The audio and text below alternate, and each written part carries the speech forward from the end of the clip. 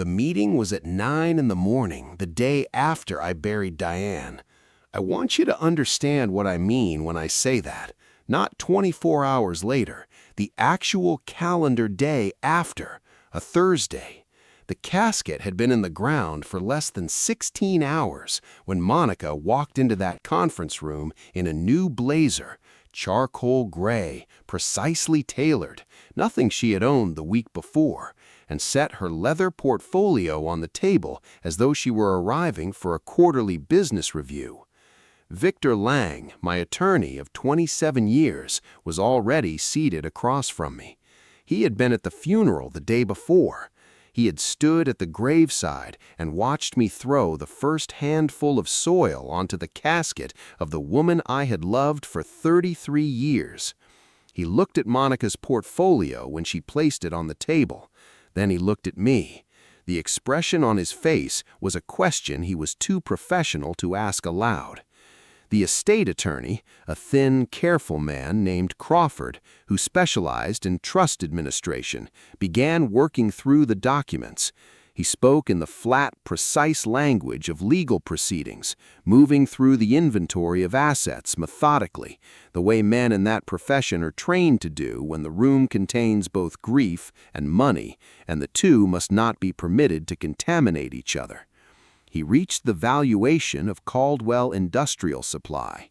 44 years of work, a company I had built from a rented drill press and $200 in a checking account into a $15 million industrial supply operation with 63 employees.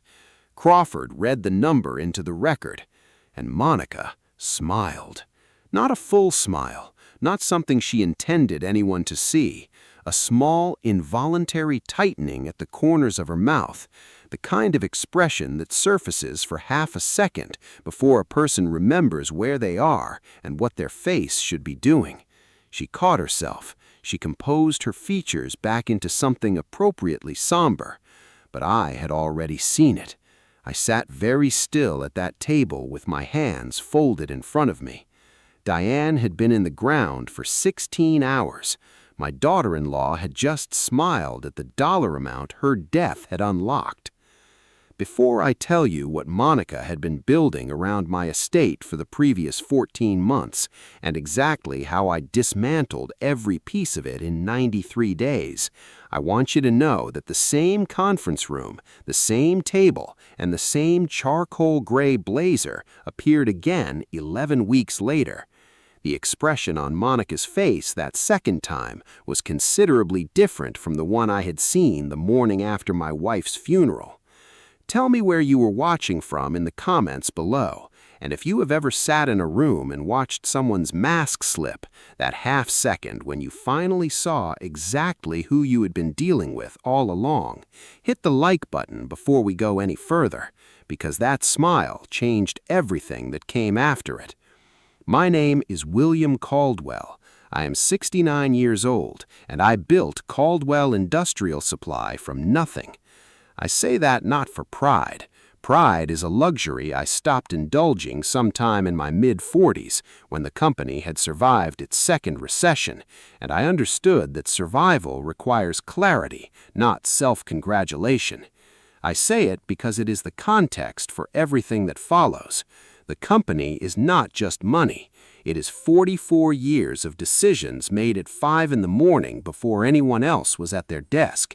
It is 63 people who have mortgages and children and retirement accounts that exist because Caldwell Industrial has never missed a payroll in its history. It is the reason Diane and I were able to give Derek every advantage we never had. College, graduate school, a start in life that cost us money we had not yet earned when we made the promise. Diane died on a Wednesday in October. Pancreatic cancer, diagnosed 11 months before. She had fought it the way she fought everything in her life, methodically, without self-pity, with a quiet ferocity I could never fully match and always admired.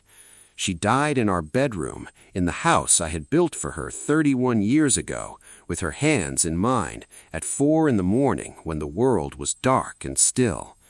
I sat with her until the light came. I do not know how to describe what the next 24 hours felt like. Some things do not compress into language. What I will tell you is that I attended the meeting at Crawford's office the following morning because I had scheduled it 3 months earlier, when Diane's oncologist had told us clearly that we were approaching the end, and because I am a man who keeps his appointments, even when everything inside him is demanding that he stop and simply grieve. That was the morning I saw Monica smile. Derek had brought Monica into our lives 6 years ago. She was 31 at the time, composed, well-dressed, and attentive in all the ways that read as warmth from a distance and reveal themselves as calculation only in retrospect. I did not dislike Monica. That is the accurate thing to say. I observed her the way I observe anyone who enters my world, with attention, without assumptions, waiting for behavior to establish itself over time. Diane was more perceptive. Diane had said in her careful way in the 2nd year of the marriage, "William, that woman has her eye on more than just Derek." I had filed the observation. I had not acted on it. I told myself a daughter-in-law asking questions about the business was natural, normal. During Diane's illness, Monica had been present in all the ways that looked like support. She drove Diane to 2 appointments when I could not leave the plant. She organized a meal rotation schedule for the months when Diane could no longer cook without exhausting herself. She sat in our kitchen on Sunday evenings and asked me quiet questions, the kind that do not announce themselves as interrogation. How was the supply chain holding? Had I updated the succession plan? Was I thinking about what would happen to the company when I eventually stepped back from operations? I answered her honestly. I told her about the trust structure Victor had built. I described the real estate holdings in broad terms. I mentioned the most recent company valuation from the Industrial Advisory Board. I shared these things because she was my son's wife, and I am not a man who hides from direct questions inside his own family.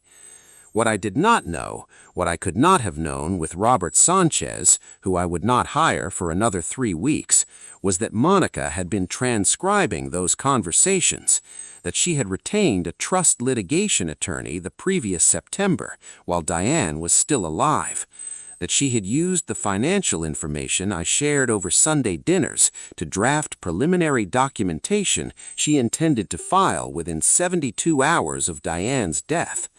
The smile at Crawford's conference table was not spontaneous. It was relief. The plan was finally in motion. I called Victor from the parking garage beneath Crawford's building, still wearing the same dark suit I had worn to the funeral. "I need you to look at something," I told him. I described what I had seen. I described Monica's portfolio, the precision of her preparation, the blazer she had not owned the week before. Victor is not a man who speaks quickly when the situation calls for deliberation. He was quiet for 11 seconds. I counted. And then he said, "Get in your car, come to my office, and William, do not speak to Monica about anything financial until I tell you it is safe to do so." The next 17 days were among the most informative of my life. Robert Sanchez was an investigator Victor had used on 3 previous matters, a former federal agent who now specialized in financial forensics and corporate surveillance. He was a compact, unhurried man who drove a gray sedan and had the kind of face that rooms forgot immediately after he left them. Victor brought him in on day 3. By day 9, Robert had placed before us a document package I read twice through before I trusted that I was understanding it correctly. Monica had not been working alone. The first layer, 14 months ago, the same month as Diane's terminal prognosis, Monica had opened a relationship with a trust litigation attorney and begun drafting documents that would give her and Derek joint control over the Caldwell Industrial ownership structure, to be filed immediately upon Diane's death. She had used the financial information I shared over Sunday dinners to construct the asset inventory with the precision of someone who had been listening very carefully for a long time. The second layer, Monica had been meeting across 6 separate appointments over 14 months with the acquisitions director of a competing company called Meridian Industrial, a firm that had attempted to buy Caldwell Industrial 4 times over 11 years. I had refused every offer. Monica had attended those meetings, representing herself as a future controlling interest holder. She had provided Meridian's team with internal company financial projections, operational data, and supplier contracts that she had photographed from documents in my home office. She had, in effect, been selling them a company she did not yet own. The third layer was the one that stopped me completely when Robert explained it. Monica had retained a physician who specialized in geriatric cognitive assessments. For 14 months, she had kept a private journal documenting what she described as my confusion, my memory lapses, and my erratic financial decision-making. She had been building, brick by careful brick, Sunday dinner by Sunday dinner, the evidentiary foundation for an emergency guardianship petition. She intended to submit that journal to a probate court as documentation that I was no longer competent to manage my own affairs. She had begun this process while Diane was still alive, while I was sitting across from her at my own kitchen table, drinking my coffee, answering her questions honestly, trusting that the woman my son had married deserved that honesty. I sat with Robert's report in Victor's conference room for a long time after he finished presenting it. The report was thorough, the evidence was documented and cross-referenced and time-stamped. There was no ambiguity in any of it. Monica had not been waiting for Diane to die. She had been preparing for it. I have managed supply chain disruptions, contract failures, equipment losses, and 2 economic recessions. I have sat across from people who wanted to take things from me, and I have rebuilt from situations that other people called irreparable. And I understand one fundamental truth about crisis response. The first emotion is always the wrong basis for action. Anger is a signal that something requires attention. It is not a strategy. I thought about Diane. I thought about the 4 in the morning quiet when she left. I thought about 33 years and everything we had built together. And I decided that the only thing she would have wanted, the only way to honor that, was to be as precise as she was, as methodical, as ferocious in the right direction at the right time. I told Victor to proceed. I told Robert to complete the documentation. And I told myself to perform, for as long as it required, the role of a grief-broken old man who presented no threat to anyone. The performance was not difficult to sustain. I was, in many of its dimensions, genuinely living it. I moved through the house slowly in the weeks after Diane's death. I allowed Monica to see me sitting at the kitchen table with my coffee going cold. I missed a return call to the Caldwell Industrial Board, something I had not done in 44 years of operations, and did not respond for 2 days. I mentioned twice in Monica's presence that I was finding it difficult to remember certain account details and might need help getting organized with the paperwork. Monica was attentive. She offered to sit with me and go through the documents.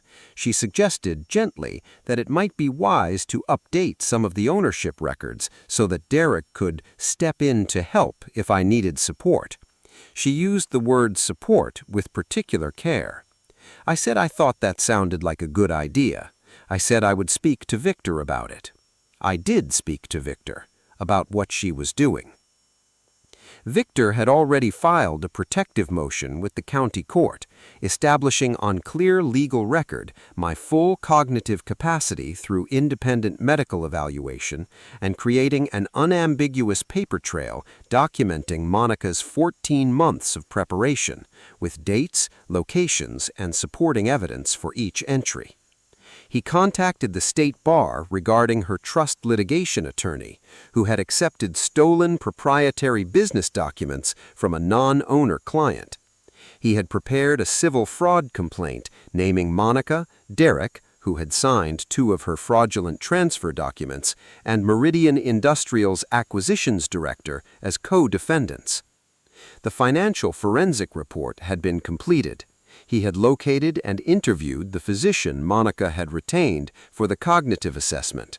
That physician, when contacted by Victor's office and made fully aware of the legal exposure he faced for participating in a fraudulent guardianship proceeding, withdrew from the arrangement immediately and provided a written statement.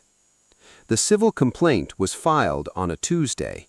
The Meridian Industrial matter was reported to the State Attorney General's office that Thursday. On Friday, I called Derek and told him I was finding the estate paperwork overwhelming and thought it might help to sit down together, just the 3 of us, and go through some documents as a family. Monica answered before Derek finished agreeing. She said she had been worried about me. She said she was glad I was asking for help. She said she would bring her portfolio. I told her that sounded exactly right. Victor had arranged for the meeting to take place in his conference room. I arrived 15 minutes early. Robert Sanchez was in the building. 2 detectives from the County Financial Crimes Unit were in the building. Victor's paralegal had arranged coffee in the center of the table, and the bound document packages, 1 for each person present, were stacked at Victor's seat. Monica arrived first. She was wearing the charcoal gray blazer. She set her portfolio on the table the same way she had set it on Crawford's table 11 weeks earlier, with the same precision, the same quiet confidence of a person who believes the preparation she has done is sufficient for whatever the room will require of her. I watched her do it. I thought of Diane. I thought of the Sunday evenings and the careful questions and the journals she had been keeping while Diane was still fighting. I thought of the smile at Crawford's table, the half-second when the mask had slipped and I had finally understood what I was looking at. I did not show any of it on my face. Derek came in behind her. He sat beside her and looked at me with the expression of a man who does not fully understand what he has participated in, but senses somewhere beneath the surface of things that the room is different than he expected it to be. Victor closed the door. Victor did not begin with pleasantries. He placed a bound document package in front of each person at the table and explained in the precise language of 32 years of legal practice what each document contained and what each document meant.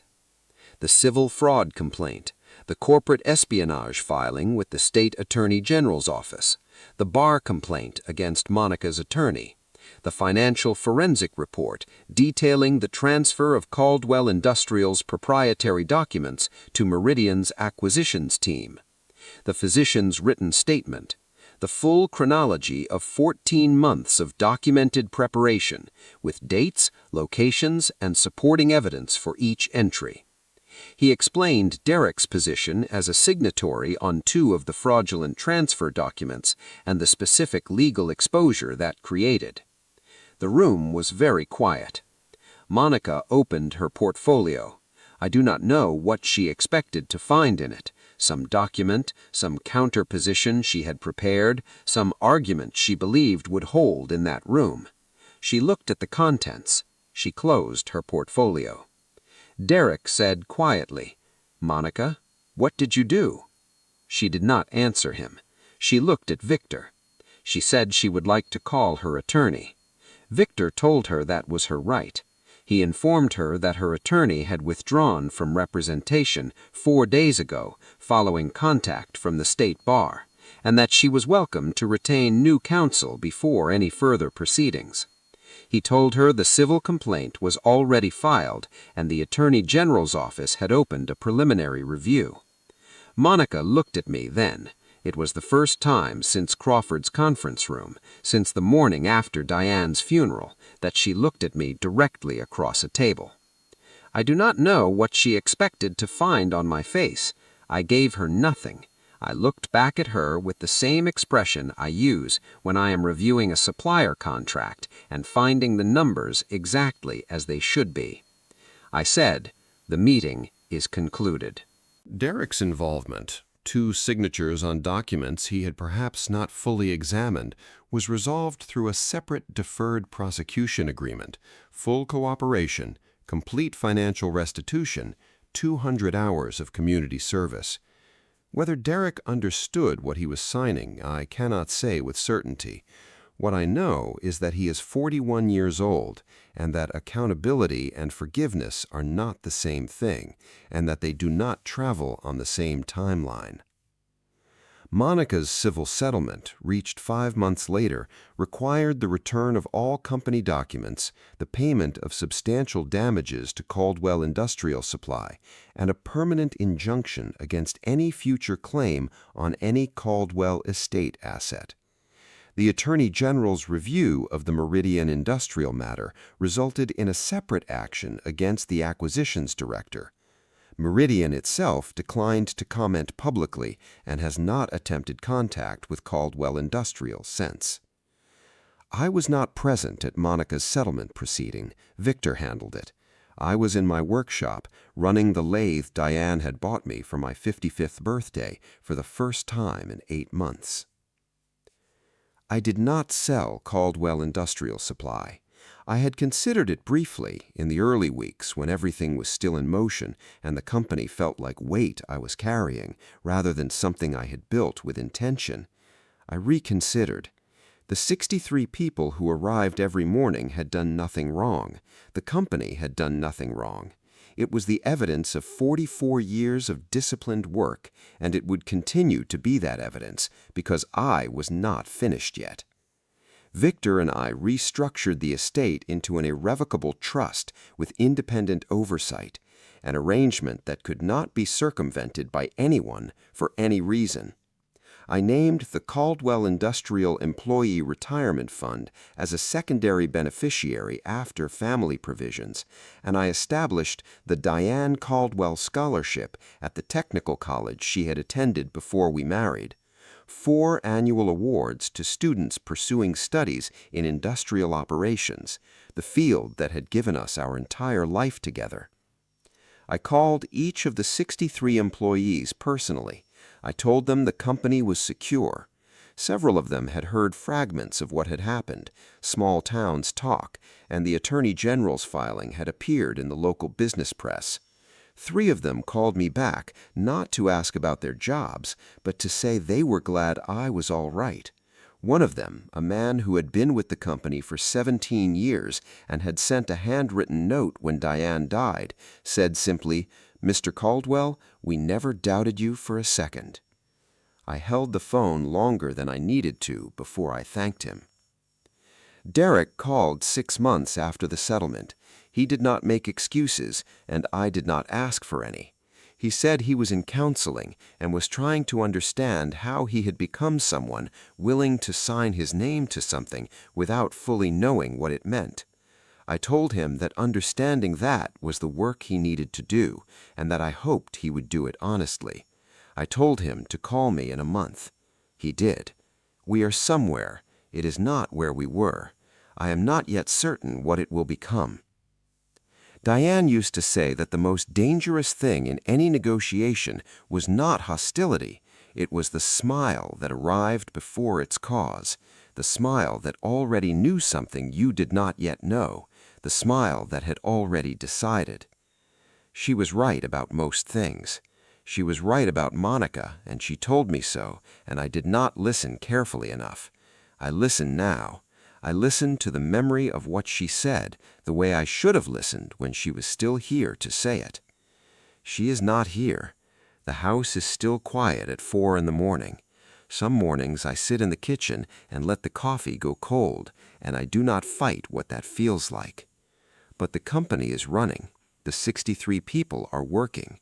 The scholarship fund made its first 4 awards last spring, and one of the recipients sent me a handwritten letter that I have kept beside Diane's photograph on my desk. I am not broken. I was never broken. Some people looked at me and saw grief and age and decided those were the same thing as the end. They were not. They are not. The work continues.